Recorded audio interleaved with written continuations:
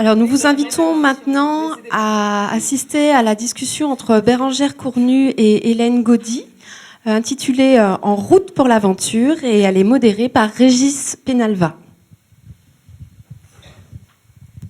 Merci beaucoup Séverine, bonjour à toutes et à tous. Une petite précision, n'oubliez pas de mettre vos téléphones sur mode silencieux si ce n'est pas déjà le cas.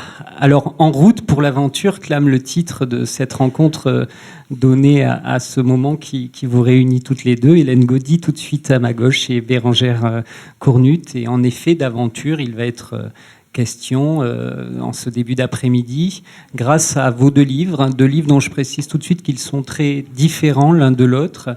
Un monde sans rivage d'Hélène Gaudy, votre nouveau roman, dernier roman publié chez Actes Sud. Une petite aparté, mais il y a eu un très très beau dossier sur ce livre et sur Hélène Gaudy dans le Matricule des Anges, et je vous invite à acheter non seulement les deux romans de nos autrices, mais également ce Matricule des Anges et cette belle revue littéraire. Et puis donc De Pierre et d'Os, de Bérengère Cournut, paru au Tripode cette année et qui a remporté le prix du roman Fnac. Donc je disais qu'il sera question d'aventure dans ces vastes étendues arctiques, mais également d'errance, de longues marches, de chasse, de survie, de rites et de magie, alors que ce soit la magie des chamans, mais également la magie peut-être plus profane, plus technique de la photographie. Je voudrais dire aussi, avant de vous laisser la parole, que nous verrons sans doute tout au long de cette heure qui nous est donnée que cette aventure, elle est aussi et peut-être avant tout intérieure, qu'elle se loge dans le cœur et dans l'esprit d'une jeune adolescente inuite chez vous, Bérengère, ou dans les rêves et les ambitions démesurées de trois explorateurs suédois à la fin du XIXe siècle dans un monde sans rivage. Et enfin, ces deux livres vont nous racontent des histoires qui, effectivement, se déroulent au nord du monde, dans ce grand nord, dans ce paysage arctique. Et cela nous touche peut-être aussi parce que qui d'entre nous ignore qu'aujourd'hui, ce nord du monde, avec ses paysages et ce blanc aveuglant, étincelant, sont en train de disparaître. Alors, à l'origine de vos deux livres, et j'aimerais qu'on commence par là et en guise d'introduction, il y a, je crois, la rencontre avec, alors j'en suis sûr, même la rencontre avec des photographies. Dans votre cas, Hélène, c'était dans un musée. Dans le vôtre, Bérengère, c'était dans un livre. Qu'est-ce que c'est... D'abord, comment ça s'est passé, ces rencontres? Quelles étaient ces photographies et quelles étaient leurs puissances évocatoires suffisamment fortes pour que vous ayez envie, toutes les deux, de vous lancer dans cette traversée, parfois périlleuse, difficile, qu'est l'écriture d'un livre? Qui commence? Bérengère. Oui, mais en fait, c'est des photographies, effectivement. C'est des photographies de sculpture. C'est-à-dire que j'étais en 2011 dans l'Ouest américain, donc bien loin de l'Arctique. Et à l'époque, je commençais à m'intéresser aux pics qui ont fait l'objet d'un premier roman d'immersion qui s'appelle Nécontente à Oraibi. Mais c'est vrai que c'est dans le même élan que j'ai découvert l'art inuit. Et effectivement, dans un livre d'art que m'avait prêté mon hôte au Nouveau-Mexique, j'ai découvert les photos de ces petites sculptures inuites qui maintenant, les artistes contemporains inuits font des sculptures plus grosses, mais au départ, c'était vraiment des sculptures qui tiennent dans le creux de la main, que les Inuits sculptaient au creux de la nuit polaire, et qui étaient à la fois... Alors, pour nous, ça apparaît comme des œuvres d'art, mais en fait, pour eux, c'est à la fois de l'art, un objet manufacturé, mais aussi un objet qui finit par recouvrir une signification et un pouvoir magique. Et très souvent, ce sont des animaux ou des esprits. Et en fait, je crois que ce qui m'a vraiment frappé dans ces objets, c'est les formes extrêmement épurées, parce que c'est très lisse, très, très simple, et en même temps la puissance évocatoire de ces objets. C'est-à-dire que... Alors, ça représente souvent des animaux ou des esprits. J'étais plus proche à l'époque des animaux que des esprits. Mais disons que pour les animaux, en fait, j'étais capable de juger que parfois, en représentant simplement parce que parfois c'est le cas, en représentant simplement la queue d'une baleine ou d'un cachalot, on en ressentait la masse entière, le mouvement, le lieu de vie. Enfin voilà, il y a quelque chose d'assez magique là-dedans. Quant aux esprits, c'était déjà toute une ouverture sur un monde qui m'était encore inconnu, mais qui m'a vraiment happée comme ça. Et vous, Hélène ? Alors pour moi, c'est des photographies donc, qui ont été découvertes dans un musée et qui sont à Copenhague.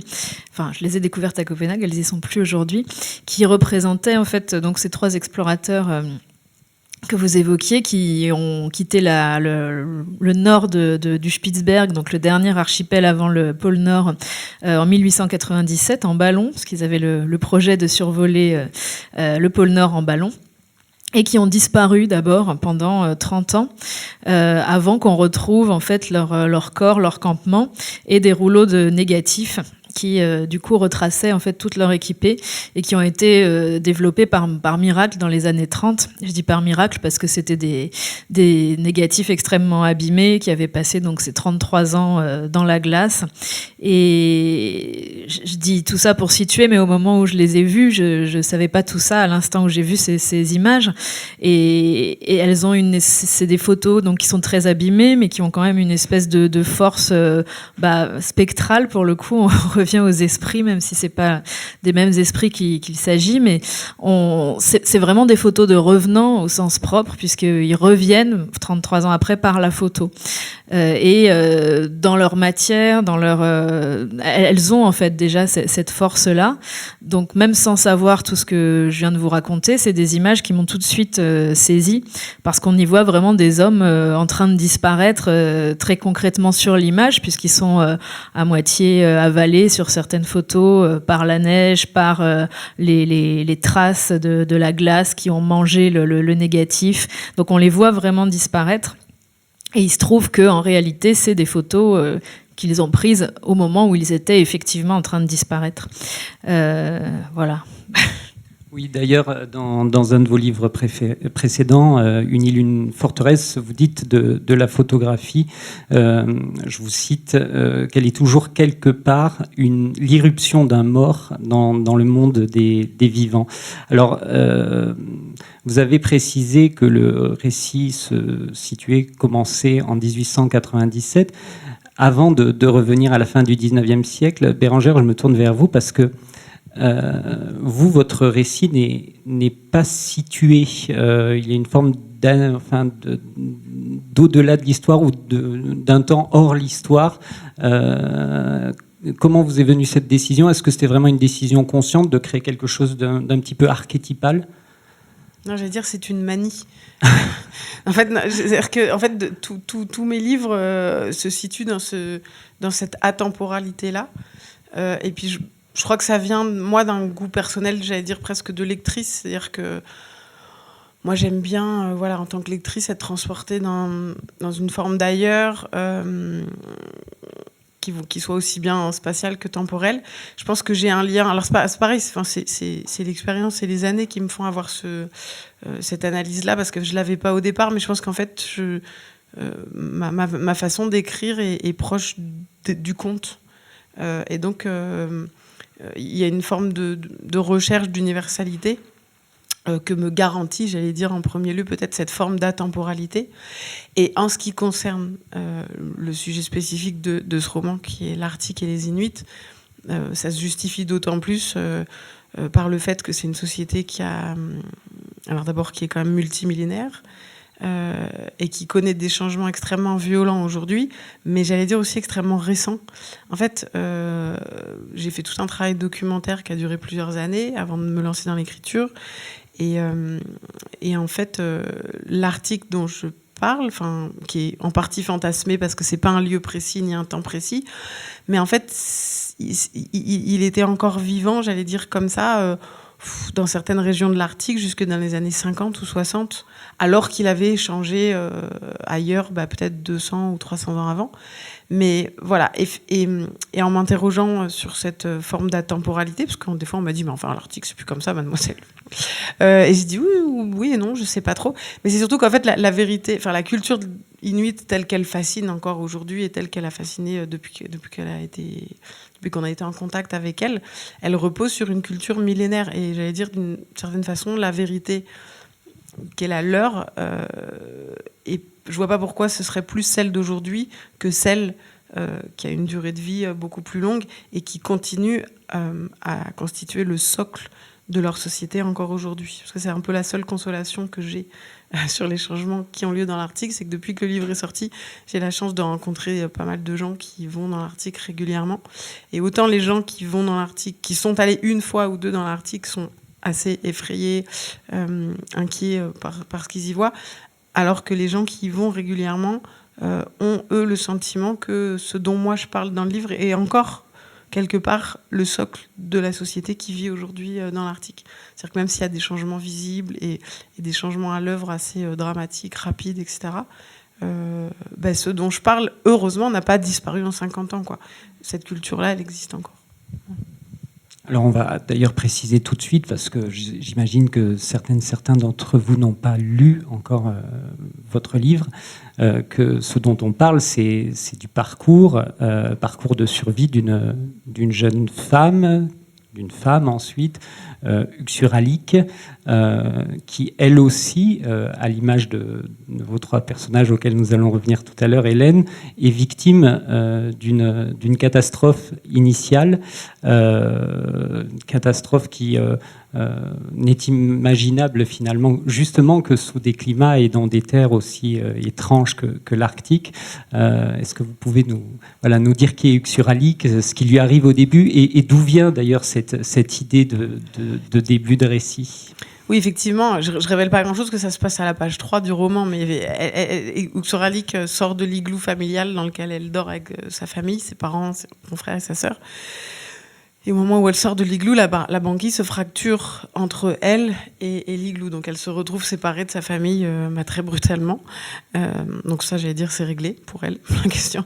Et en fait, ça vient d'une scène qui m'avait frappée et qui est rapportée dans un très beau livre qui s'appelle Komok l'Esquimau, qui a été publié aux éditions Héros Limite, entre autres, dernièrement, et qui est un récit qui a été rapporté par Robert Flaherty, le réalisateur de Nanook l'Esquimau, premier documentaire de l'histoire du cinéma, film merveilleux s'il en est. Et donc Robert Flaherty, qui a passé pas mal de temps dans l'Arctique, rapporte cette histoire d'un homme qui est... alors là, la fiction, la réalité est souvent bien plus cruelle que la fiction. Là, dans le cas de cet Inuit-là, la banquise s'est fracturée au milieu de l'igloo, en pleine nuit, séparant la famille en deux. Donc il se retrouve d'un côté avec sa femme et peut-être un enfant, ce dont je suis même pas certaine, et tout le reste de la famille est de l'autre côté.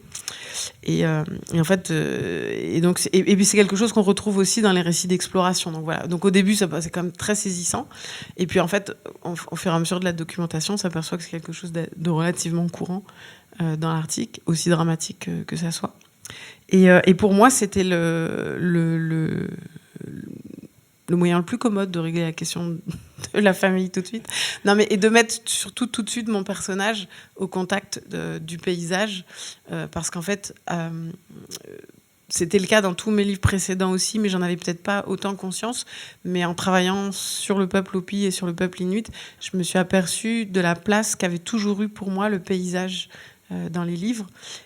Et qu'en fait, ces peuples-là, étant eux complètement ancrés dans l'environnement qui est le leur, ont j'allais dire, j'ai trouvé chez eux une grammaire qui m'était familière. C'était celle du contact permanent avec le paysage, qui est pas seulement un objet de contemplation, mais carrément, j'allais dire, un révélateur de l'état émotionnel, spirituel, psychologique des personnages. Donc voilà, j'étais assez à l'aise là-dedans. Donc voilà, elle se retrouve tout de suite, toute seule sur la glace. Et voilà, ça me permettait d'aborder frontalement ce rapport très fort du personnage au paysage dans lequel il évolue.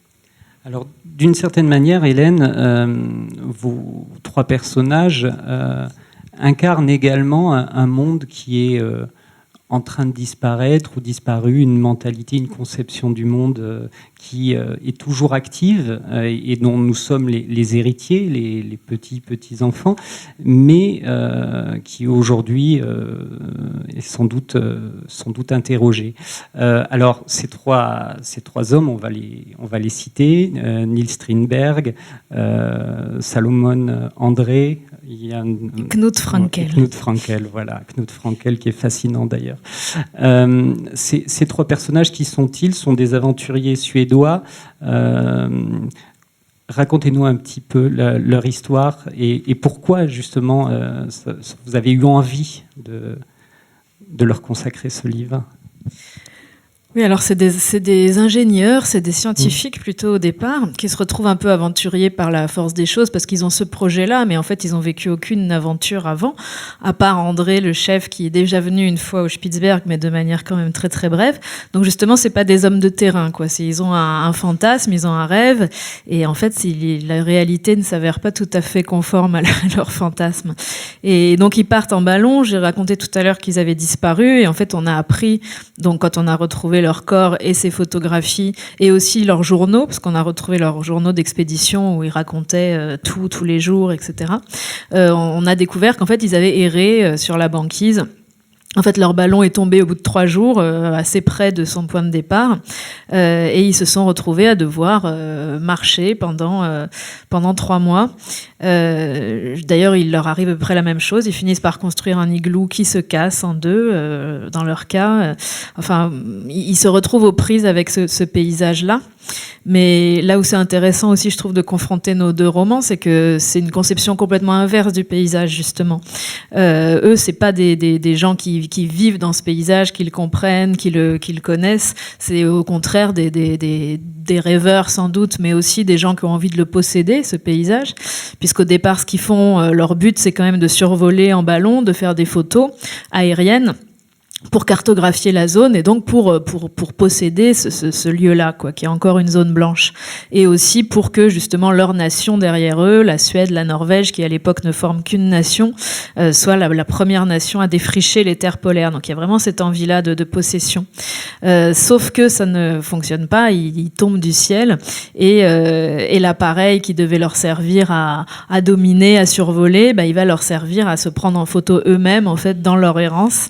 Et ils vont se faire littéralement avaler par ce paysage qu'ils voulaient justement survoler. Et moi, c'est ça que je trouve à la fois tragique et beau dans leur aventure, c'est que ils vont être obligés de faire exactement l'inverse de ce qu'ils étaient partis pour faire. Ils vont le faire avec une certaine bonne humeur, une curiosité toujours très aiguë, que je trouve très belle. C'est-à-dire que jusqu'au bout, ils vont noter très précisément la couleur d'une plume d'oiseau, les différents cris de la mouette des glaces, la texture de la neige. Enfin, ils vont avoir cette attention-là au paysage qui est très belle. Et en même temps, c'est des prédateurs. C'est-à-dire qu'ils ont un rapport au lieu où dès qu'ils voient un animal, ils le tuent, même si c'est pas du tout nécessaire. Il y a un passage du journal d'André que je trouve étonnant, parce qu'on dirait presque un petit haïku, où il écrit « Dans un canal, un petit poisson évolue à notre vue. D'un coup de pelle, je le tue. » Voilà. Et après, il va décrire son œil, ses écailles, etc.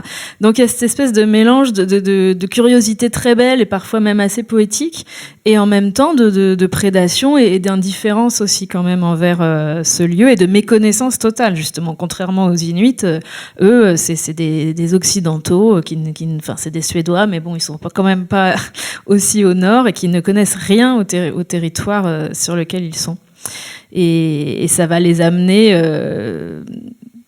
à leur perte, mais en même temps à vivre une forme d'aventure qu'ils n'auraient évidemment pas vécue s'ils avaient passé 3 jours en ballon, et où même eux, à quelques jours de leur mort, sont encore en train de décrire une soirée sublime, les couleurs de la neige, du coucher de soleil. Enfin, ils vivent vraiment des moments d'extrême beauté dans ce paysage-là, que eux-mêmes vivent comme ça. C'est pas moi qui le projette, parce qu'ils le racontent vraiment comme ça.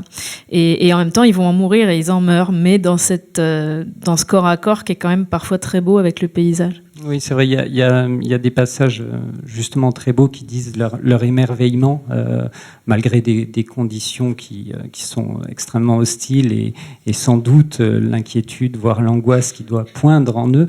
Alors j'aimerais revenir, parce que vous avez parlé de l'animalité, du rapport à l'animal, et il me semble que c'est effectivement un thème qui sépare vos 2 livres et leur permet de dialoguer.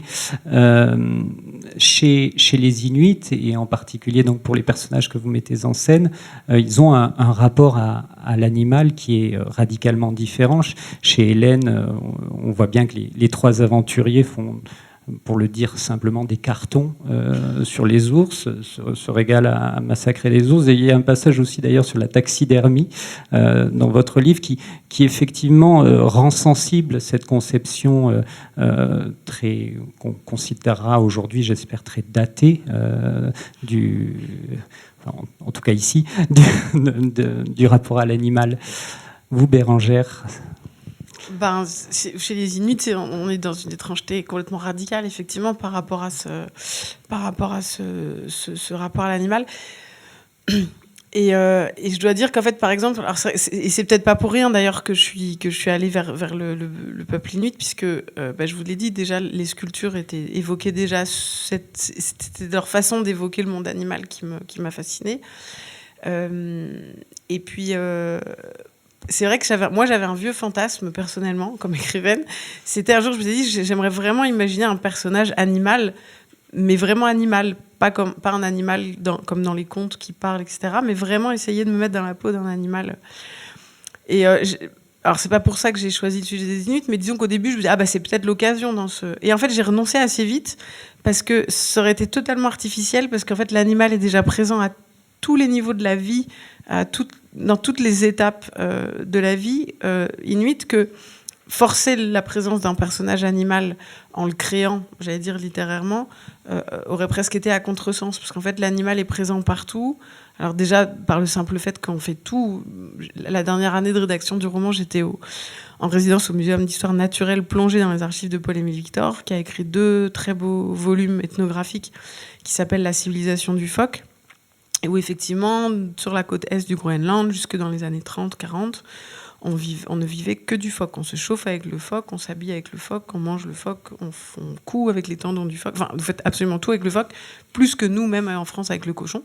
Mais vraiment...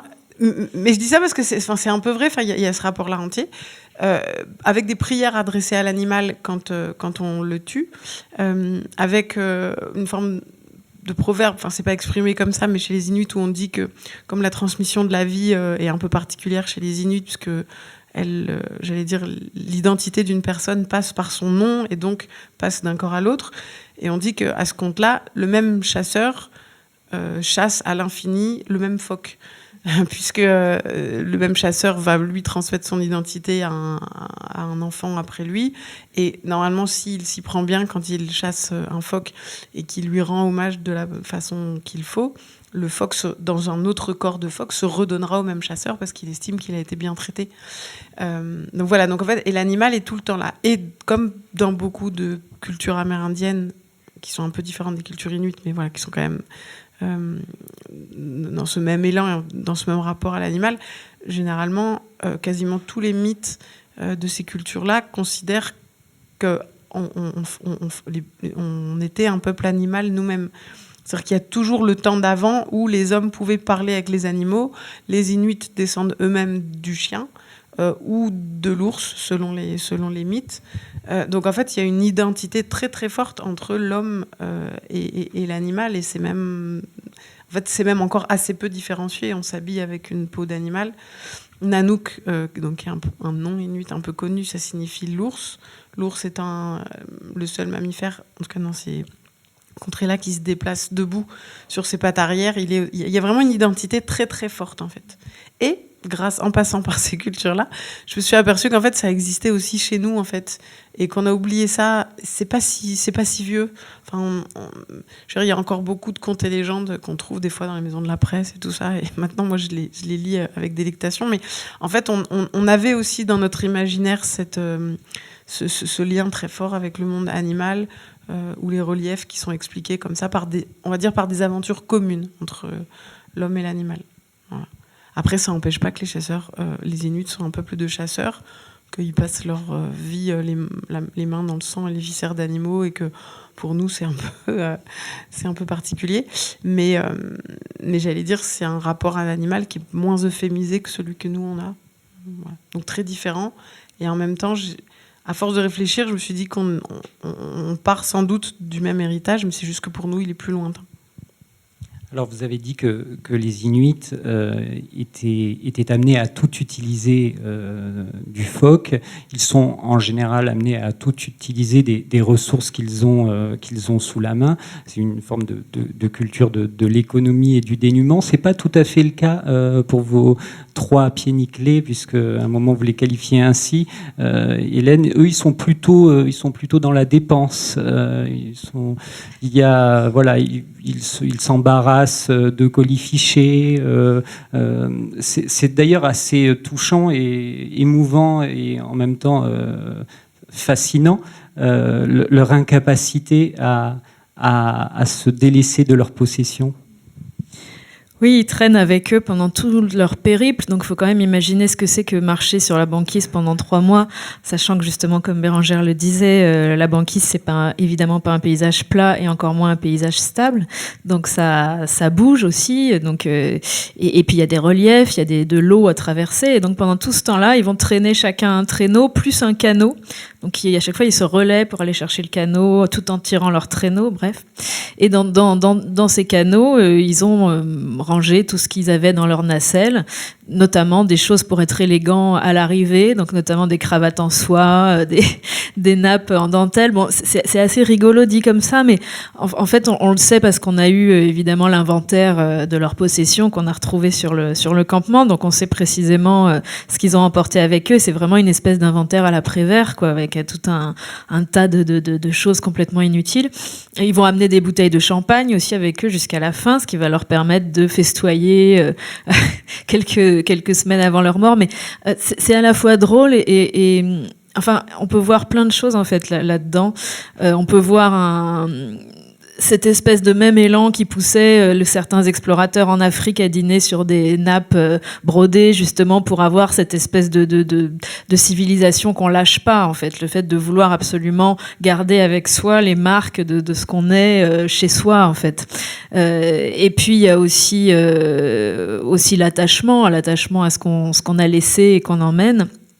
Peut-être une sorte d'aveuglement aussi. Et en tout cas, de créer un lien, il me semble que c'est des gens qui veulent toujours garder un lien, et sans doute on peut pas faire autrement quand on est dans le blanc total pendant 3 mois, et avec ce qui les précède et avec ce qui suit. Et il me semble que c'est aussi pour ça qu'ils prennent des photos, c'est qu'ils sont quand même dans une projection dans l'avenir.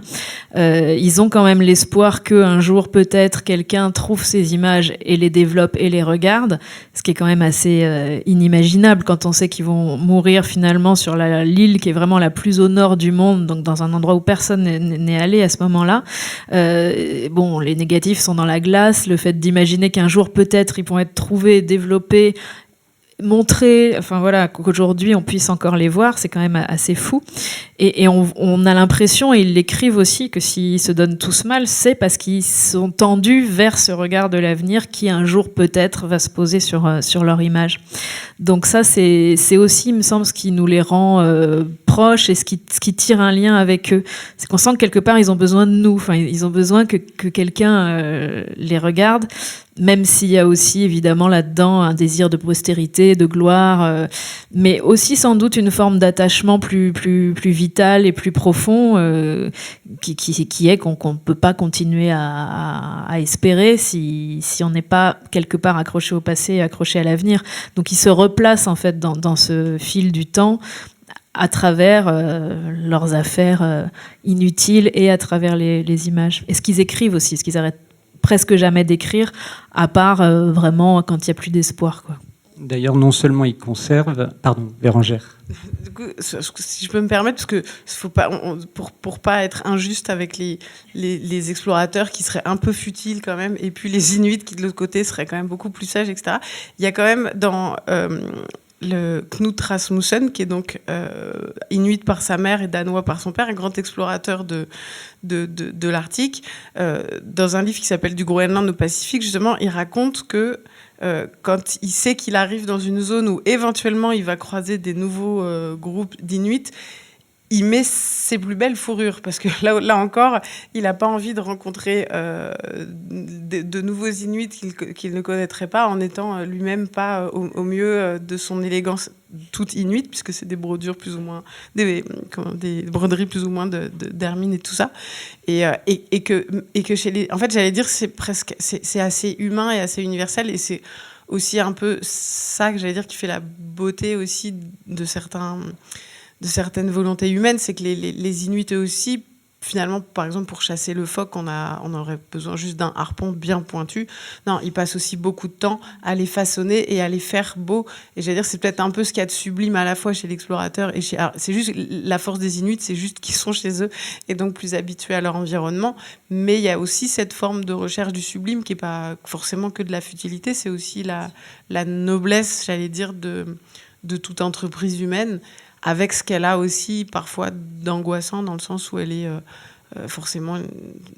Voilà, c'est peut-être après la différence peut-être dans le pouvoir, enfin dans la volonté de domination ou non de l'environnement qu'on explore, mais ça c'est assez commun en fait, cette espèce d'élégance arctique. Oui, et puis il y a juste pour réagir là-dessus, mais une importance de la futilité en fait dans les situations de survie. Et ça, moi, je trouvais ça assez beau aussi, notamment dans le récit de Shackleton que je raconte aussi un petit peu dans le livre. Donc, il y a un explorateur anglais un peu plus tard, c'est en 1914. Lui, il va, donc le navire est pris dans les glaces, ils sont tous à l'Arctique de la mort, et il va retourner sur le navire chercher la guitare parce qu'ils ont laissé la guitare et qu'il sent bien. Et c'est un des seuls explorateurs, Shackleton, qui va ramener tous ses hommes vivants, et il les ramène tous vivants aussi parce que ils jouent au foot sur le pont quand ils sont dans les glaces. Il va chercher la guitare, il donne ses mitaines au photographe parce que alors qu'il s'est fait geler les doigts pour qu'il y ait des photos, parce que à ce moment-là les photos sont plus importantes que ses doigts. Et c'est vrai que moi ce que j'aime aussi chez les explorateurs dont je raconte l'histoire, c'est que justement ils peuvent pas se contenter de survivre en fait. C'est des gens qui continuent à vivre, à regarder les belles choses, justement à écrire des lettres à leur fiancé, enfin pour l'un d'entre eux, à être élégant, à se photographier, etc. Et tu as complètement raison. Enfin, la futilité dans ce cas-là fait partie de ce qui nous donne des raisons de vivre et pas juste de lutter en permanence, quoi. Oui, il ne s'agit de toute façon pas d'opposer d'une part une culture inuite fantasmée et de l'autre un monde occidental forcément coupable de tous les maux. Et d'ailleurs, on voit bien dans votre roman Bérengère Cournut que la violence est également présente, possible, presque quotidienne. Dans votre récit, il arrive à Uxuralik des choses extrêmement dures à vivre. D'abord, elle est tout simplement violée, on peut le dire, puisque c'est dans les premières pages du roman. On ne racontera évidemment pas la fin des deux livres respectifs. C'est un grand livre du féminin aussi, de Pierre Edos.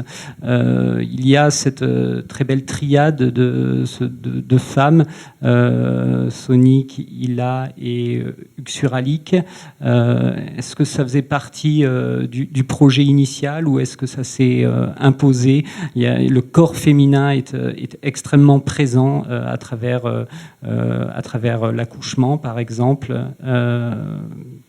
Dites-nous, Bérengère. Après, c'est ma deuxième manie. C'est-à-dire que, non, mais disons qu'à partir du moment où je fais ce choix, aussi bien pour Nécontentor-Aibi, pour les Hopis, que pour de Pierre Edos chez les Inuits, de créer un roman d'immersion et donc d'essayer à toute force d'éviter l'exotisme, le spectaculaire, pour essayer, j'allais dire, d'entrer, de proposer une vision de ces cultures-là de l'intérieur. Forcément, étant une femme, c'est beaucoup plus facile pour moi de me transposer dans le corps d'une femme que dans celui d'un homme, même si du coup, forcément la documentation est souvent beaucoup plus riche sur les activités masculines que féminines, donc ça fait aussi partie, j'allais dire, un peu du défi.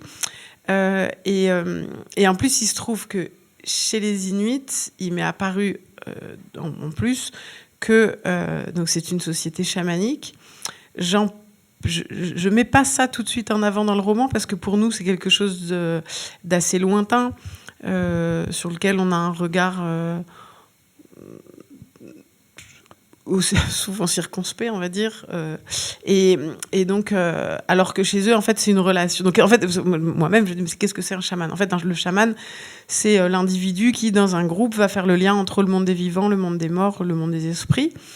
Et chez les Inuits, justement, comme je l'ai évoqué tout à l'heure, la transmission, même plus que la transmission, la renaissance se fait en fait par un passage permanent entre la mort et la vie, puisque l'âme d'une personne va se transmettre d'un corps à l'autre. Alors, on ne parle pas de réincarnation, mais c'est une transmission qui se fait par le nom. Et on considère que quand un enfant arrive et qu'on lui donne le nom d'un ancêtre qui a disparu, c'est pas seulement un honneur, c'est vraiment le retour de cette personne. Alors, j'aime bien donner un exemple dans ce cas-là, parce que sinon c'est un peu difficile à imaginer, mais admettons que je mette au monde une enfant, une petite fille, à qui je donne le nom de mon père récemment disparu. Eh bien, cet enfant, non seulement portera le nom de mon père, mais toute ma vie, je vais l'appeler papa. Et mon frère, qui est donc mon frère et qui a perdu son père peu de temps auparavant, appellera aussi ma fille papa, tout en sachant bien sûr que c'est sa nièce. Et cet enfant, une fois qu'elle sera en âge de comprendre, m'appellera ma fille et appellera son oncle, mon père, mon fils, pardon. Et ça, pour nous, c'est un peu difficile à concevoir, donc il faut arriver à le faire sentir malgré tout. Et ce qui m'a amusé, c'est qu'en fait, le chaman alors, il y a en fait, en plus, les pouvoirs chamaniques sont pas les mêmes pour tout le monde. Chaque chaman peut avoir, j'allais dire, des spécialités, un peu comme un médecin spécialiste. Mais c'était plus souvent des hommes, mais il se trouve que ça peut aussi être des femmes. Et ce que je trouve assez drôle, c'est que les tabous qui entourent la mort et la naissance sont très proches, comme si la mort et enfin, c'est pas pour rien, parce que la mort et la naissance sont un partie du même processus. Et je me suis dit que s'il y a quand même un endroit qui est ce lieu de passage, c'est quand même le corps de la femme. Enfin, par définition, c'est elle qui est à l'articulation de ces deux moments de vie très forts. Au point même, ça, c'est une histoire que j'aime bien aussi raconter, c'est qu'en fait, on considère que tant que l'enfant n'est pas né et que donc il est dans le corps de sa mère, il a encore le choix de l'identité qu'il pourra adopter comme vivant. Et ça concerne aussi le sexe, c'est-à-dire qu'il peut décider d'être un garçon ou une fille jusqu'au moment où il va naître, au point même que l'accoucheuse, quand le bébé arrive, lui pose vite une main sur le sexe pour fixer son identité sexuelle, pour pas qu'il continue à varier entre l'identité masculine ou féminine. Donc voilà, donc c'est pour toutes ces raisons que je trouvais que le personnage féminin était un personnage important pour explorer tous ces aspects différents de la culture inuite. Et sur la répartition des tâches, puisqu'elle est forte dans les sociétés traditionnelles, c'est vrai que c'est plus souvent les hommes qui chassent que les femmes. Et en même temps, en lisant récemment les travaux et le récit bouleversant de Nastasia Martin dans le livre Croire aux fauves, et qui parle, elle, de peuples qui sont en Alaska et en Sibérie pour ce qui s'appelle les Évènes. Donc voilà, des peuples qui vivent aussi dans des contrées comme ça hyper boréales. C'est qu'en fait, dans ces peuples où les conditions de survie sont extrêmement difficiles, toutes les chances de survie d'un groupe passent par le fait que chaque individu sache accomplir le plus grand nombre de tâches possibles. Donc, quand on est tous ensemble et que les hommes et les femmes sont là, eh bien, les tâches sont réparties. Mais dès que les individus sont plus ou moins isolés, c'est essentiel que chaque individu puisse assumer le plus grand nombre de tâches possibles pour survivre. Donc, oui, une femme peut chasser, une femme peut être chamane, etc. Enfin, voilà, ça, dans ces traditions-là, j'allais dire, la question se pose pas dans les mêmes termes que chez nous, sur des questions d'égalité, etc. C'est toute une économie de survie qui est en place et qui fait que les rôles sont répartis la plupart du temps, mais qui doivent être beaucoup plus mouvants si on doit mettre en jeu des questions de survie. Alors que d'une certaine manière, chez vous, Hélène Gaudy, les rôles sont finalement beaucoup plus fixés, et je pense à la très belle figure d'Anna. On va en parler maintenant. Anna, c'est la fiancée de Niels Strindberg, donc un de nos 3 aventuriers. Anna, c'est celle qui reste, c'est celle qui attend.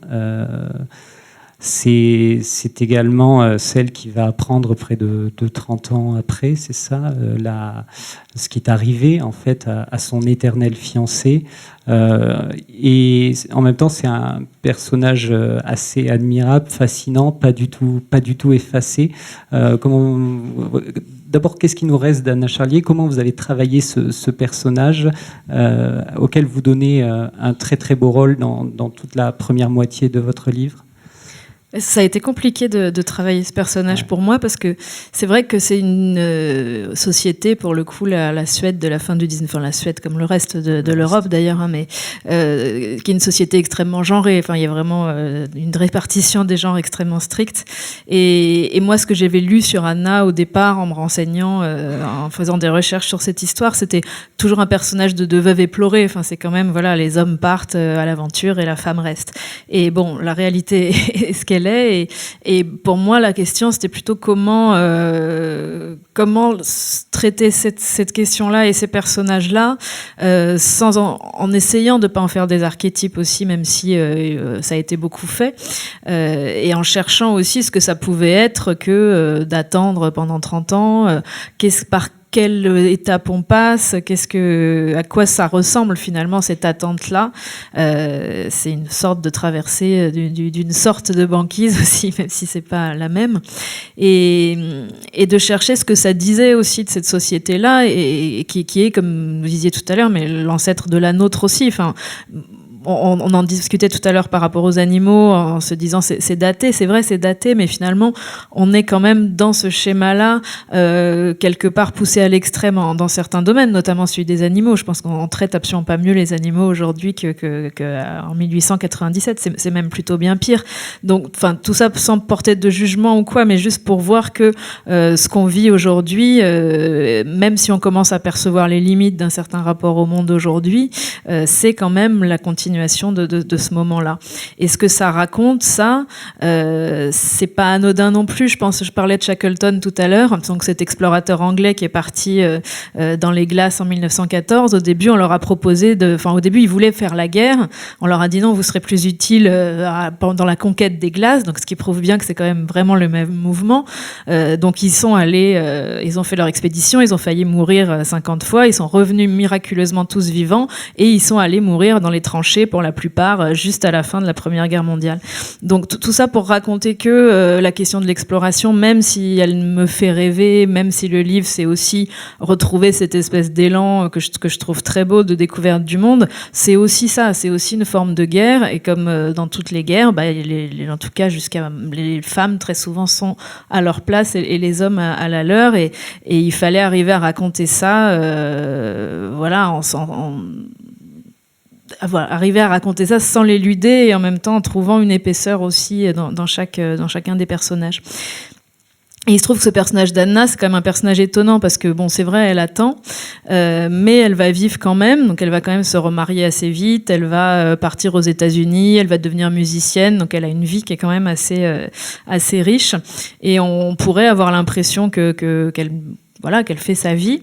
Elle va découvrir donc 30 ans après donc les images, ce qui est quand même assez étonnant aussi à imaginer quand on a attendu un homme 30 ans ou d'un coup de recevoir des photographies qu'il a prises entre autres pour elle, et de recevoir toutes les lettres aussi qu'il lui a écrites 30 ans avant, donc il lui revient quand même vraiment à ce moment-là, et à la toute fin de sa vie à elle, donc quand elle a plus de 70 ans, elle va faire un geste extrêmement violent et bon, que je raconte pas dans le détail parce que si vous n'avez pas lu le livre, c'est dommage, mais qui montre qu'en fait, elle a vécu, mais qu'il y avait aussi une autre vie qui se déroulait quand même en elle, et que cette vie-là, elle n'a jamais coupé le lien avec son fiancé parti sur la banquise. Mais ça, c'est un personnage qui m'a posé plein de questions, et c'est souvent comme ça aussi quand on travaille avec une histoire réelle, c'est qu'on se retrouve avec des choses qu'on n'aurait jamais osé inventer, quoi.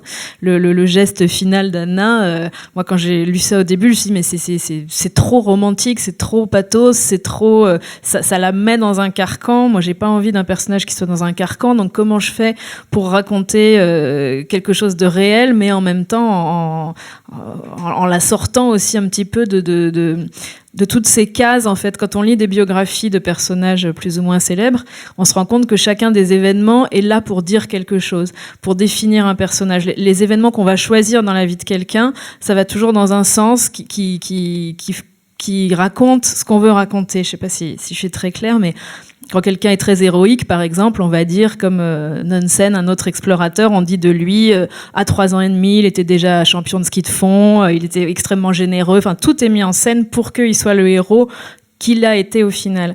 Alors que, à l'inverse, quand on est une femme qui a attendu, ou quand on est un explorateur qui a échoué, comme mes 3 explorateurs, on va raconter la vie de ces personnes-là qu'avec ces étapes-là. Et pour moi, le travail d'écriture, c'est aussi, moi je suis pas biographe, je suis pas historienne, ce que j'essaye de faire, c'est plutôt, au contraire, d'aller chercher d'autres choses, des détails peut-être qui n'ont pas été tellement racontés par les biographes, des petits instants dans lesquels je vais essayer de me glisser pour les faire grossir petit à petit par l'écriture, et pour que finalement les personnages viennent exister par autre chose que par les lignes directrices de leur vie qui en font des personnages emblématiques de quelque chose, quoi. Alors justement, je vois que le temps passe très vite et on va bientôt vous passer la parole pour que vous puissiez discuter avec nos 2 invités. Mais une dernière question à toutes les 2. Vous avez travaillé toutes les 2 à partir d'une masse très importante de documentation, de documents.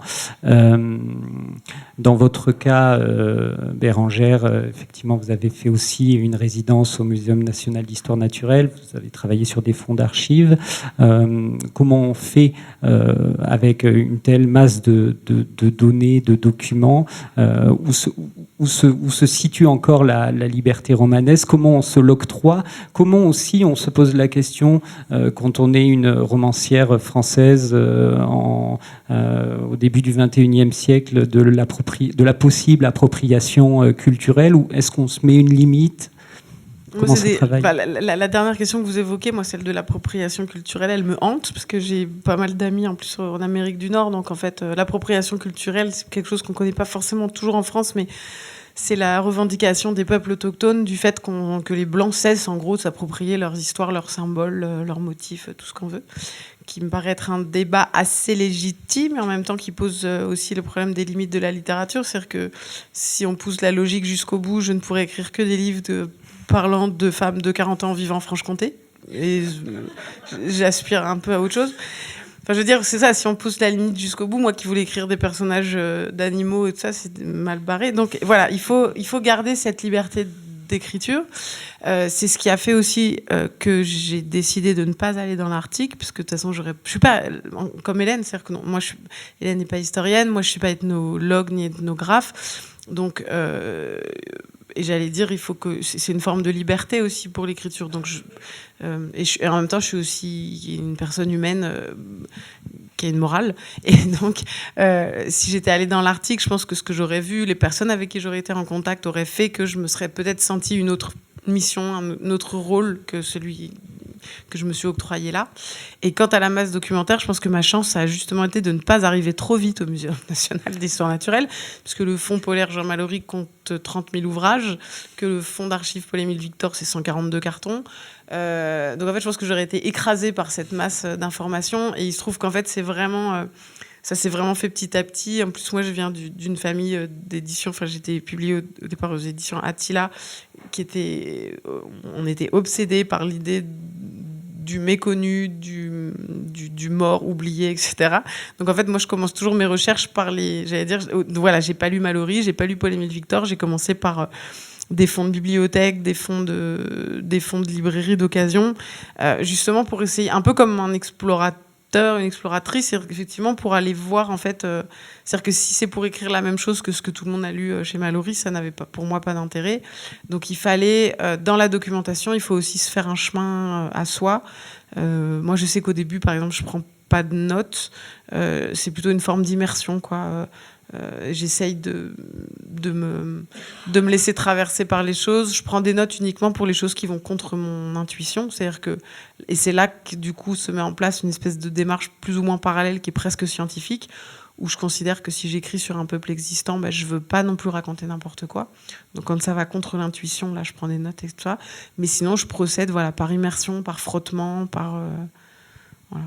Et oui, et pas se laisser écraser par la masse documentaire. ni le style de Jean Mallory. Et Hélène, vous-même, j'ai l'impression que depuis que vous écrivez à partir de faits réels, jamais votre écriture n'a été aussi libre, que vous autorisez des choses dans l'écriture, dans les phrases, que peut-être vous ne vous autorisiez pas dans des livres précédents qui relevaient plus de la fiction pure.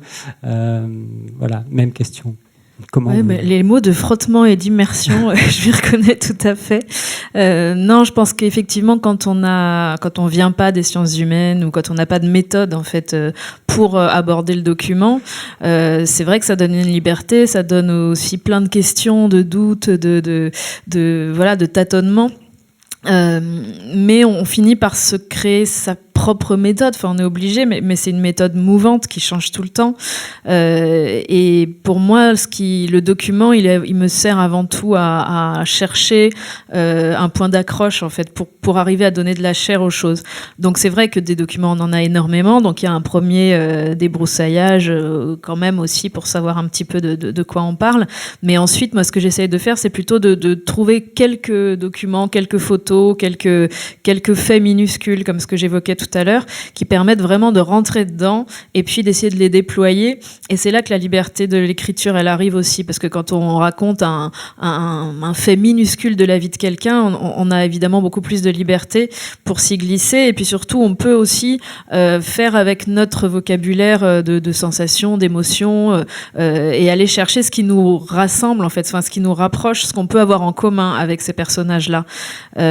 Moi, j'ai beaucoup essayé de frotter justement ça à d'autres types de documents, moins à des œuvres d'art, par exemple, notamment la peinture, parce que c'est vrai que la photographie, bon, qui reste ma grande passion, et c'est aussi beaucoup un livre sur la photographie, mais la photographie de cette époque-là, c'est une photographie posée, officielle, donc où on n'a pas accès la plupart du temps à l'intimité, évidemment, des personnes. Donc je me suis servi notamment, je ne sais pas si c'est le mot, mais en tout cas, j'ai été chercher, par exemple, des tableaux de Munch qui ont été peints à peu près à la même époque, et où on voit notamment sur l'un d'eux une jeune fille dans une position très abandonnée et en même temps seule. Enfin, on sent une espèce de sensation qui a pu être la sienne et qui est évidemment pas présente dans la photographie de l'époque, et dans laquelle on peut se reconnaître aussi soi et chercher un point d'accroche avec elle. Par exemple, je vais passer par un tableau comme ça pour aller chercher ce que Anna a pu ressentir à un moment de sa vie. Donc c'est tout un espèce de travail comme ça, de trouver, ou alors trouver une photographie où on a un certain nombre de personnages et se demander à quoi pense chacun d'eux, qu'est-ce que signifie leur position à chacun dans la hiérarchie familiale, sur la photo. Voilà, chercher des documents dans lesquels on rentre en fait petit à petit.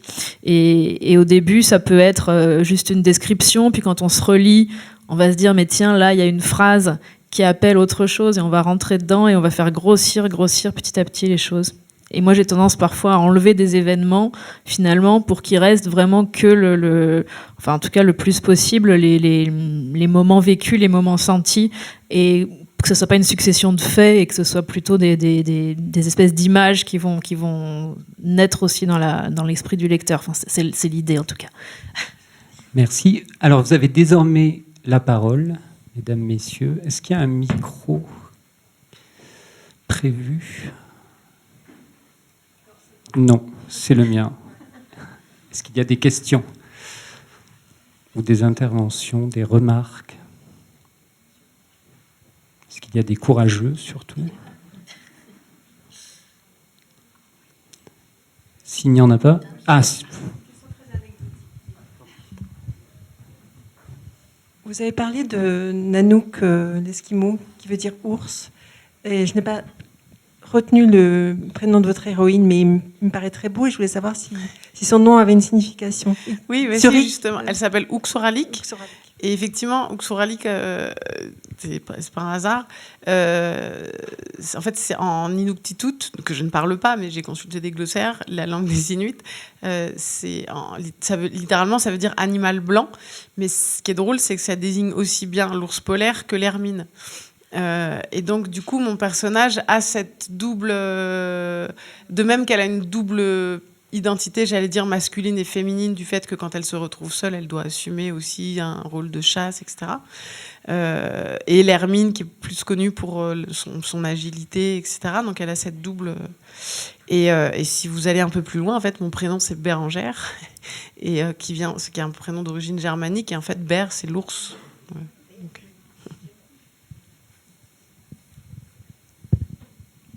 Est-ce qu'il y a d'autres questions ?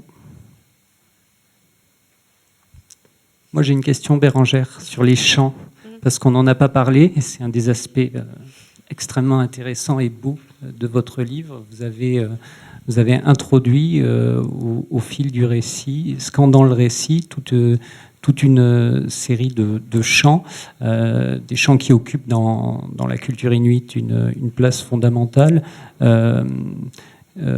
Qu'est-ce que sont ces chants ? Quelle est leur fonction ? À quoi ils correspondent ? À quoi ils servent au sein des communautés ? Et comment vous allez travailler justement l'écriture de ces chants ? Du coup, ça me permet de relier plusieurs questions qu'on a abordées. Effectivement, dans la culture inuite, le chant, en fait, ils pratiquent toutes sortes d'arts. Donc moi, j'ai parlé de leur sculpture, mais il y avait aussi du masque, du tambour, une forme de scénette de théâtre et tout ça. Mais le chant a une place vraiment particulière parce qu'il permet aux individus d'exprimer à la fois des souvenirs, de transmettre, par exemple, quand un enfant naît, une mère compose un chant pour lui, qui sera toute sa vie son chant personnel. Et donc voilà, c'est aussi lié à l'identité des individus. Il se trouve que pour moi, ça a été une source de documentation très importante, parce que j'ai dit que je voulais éviter le spectaculaire et l'exotique, qu'en fait, les Inuits, j'allais dire, un caractère commun à ce peuple-là, c'est une forme de modestie, de dérision, d'autodérision. Donc en fait, ils se livrent assez peu. Et les chants sont le moment où justement ils expriment un peu des choses personnelles. Ça peut aussi servir à régler des duels. Enfin, il y a des duels chantés. Donc, bref, c'est vraiment un mode d'expression et qui touche plein d'aspects de la vie. Et aussi, moi, j'ai essayé au maximum d'aller à la source inuite de la documentation. Donc, les chants, pour moi, ont été très importants. Et en même temps, sur cette question de l'appropriation, il n'était pas question pour moi d'introduire des chants existants, parce que ça aurait été les voler à des gens qui les avaient composés. Donc, moi, je les ai recomposés. J'ai fait à la manière d'eux. Et ça permettait, enfin, d'introduire une polyphonie dans le roman qui était intéressante, justement pour que puissent intervenir les voix des animales, celles des animaux, celles des esprits et tout ça. Donc et je ne peux plus lire le roman, parce qu'une fois qu'on a écrit un roman, on n'en peut plus. Mais par contre, je peux relire les chants, très bizarrement, comme si c'est pas moi qui les avais écrits d'une certaine façon. Séverine vient de me faire signe qu'il fallait que nous nous en tenions là. Donc nous allons arrêter. Merci beaucoup, Hélène Gaudy. Merci Bérengère Cornu.